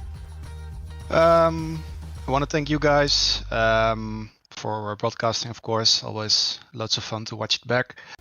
I want to thank the organizers of the league and my competitors for racing me. So So yeah, big thank you for you for joining us, and hopefully we'll see you again next time in round 5 at the Red Bull Ring. So have a good one, mate. Thanks, you too. Bye-bye. Bye. And Avery, would you like to have a chat with Steve Clays, who's in the waiting room currently? Oh yeah, I'll have a chat with Steve here. Hey Steve, congrats on that. A good race 2, and you had a rough race 1, but you came back. You got the class win, overall 9th. How was the race for you? First of all, hello guys. Thanks for having me. Yep, race 1, I had some bad luck. I tried a setup which was a little bit loose and was like, let's go for it. Didn't went well. Made a mistake, which was not that big, so I could come back a little bit, and I think I was 14 a.m. The first race, and the second race everybody was bunched up at the start. My teammate Yellow was just in front of me. He had a bad start. I just passed him, and then the mayhem started, and I saw that the class leader was inside the mayhem. I think he crashed or something. I really don't know what happened, and I tried just to keep the space between me and Yella. I had a little bit of points in the standings. That was my main goal, I had to fight very hard, but I'm happy I didn't make mistakes, and I got the win in amateur, so that's good. Yeah, you put on a really good run, and once you got the lead, you didn't look back. So congrats on that class win. We're going to Red Bull Ring in a couple of weeks, and I heard it's going to be a little rainy. Are you excited for that, or more nervous? I'm not nervous because I love racing in the rain, in the sim as in real life, but I'm not totally sure that I will be there because of work. I still have to get I have to switch something at work with a co-worker. Otherwise I have to miss that round. That would be very bad for the points. So I hope I can do it. But I'm looking forward to it. It's not my best track, but it's gonna be a challenge. Porsche is already a challenge, but in the rain it's even more challenge. But yeah, I'm looking forward to it. Awesome. Well, we hope to see you there. Before we give you let you go, does anybody like to give a shout out to? I want to give a shout out to my teammate Jelle. The good fight we have each week, and we are always very close to each other. We share setups and we work. So I want to thank him and everybody on the grid. It's a cool championship. There is very fair racing, so I like it very much. So shout out to the organization and you guys. We appreciate it. Congratulations on the AM class. We hope to see you in a couple of weeks. Thanks again. Have a good rest of your week. Okay, thank you very much. Bye-bye. Bye. And there we go to the end of what was a brilliant evening here for some action with the Porsche Cups at Hockenheim. Round 4 of the championship is now done and dusted, and of course we go to Red Bull Ring next time out, and then Zolder for the final race. It's going to be a really interesting final couple of rounds in the championship, especially if we do see Klopman and Dimchenko back up in that top 3 again next time out. But I think that will be all from us here in the commentary booth. Of course, before we go, make sure to check out the giveaway, digitrackschallenge.com/giveaways. You can get yourselves involved for some KGL sim racing gloves, the Ayrton Spirit Edition, of course, tribute to Ayrton Senna. A brilliant pair of gloves and very high quality indeed, so make sure to get yourselves involved there. I've been Nathan Richards. It's been a pleasure to be alongside Avery McDonald and also Joshua Wilkie in the commentary, in the production booth. Anything from you, Avery, before we get off? Oh, what a awesome race we had here, Nathan. This series never disappoints. Make sure you tune back in, hit that subscribe button. In 2 weeks' time, when these cars come back out, it's going to be a little rainy at Red Bull Ring, so it adds another element of surprise. And then check what else we have at Apex Racing TV, from open wheel to sports car to, you name it. It's always great coverage, and it's always an honor for me to be here. Just a big thanks for the opportunity, and I'm looking forward to the next one.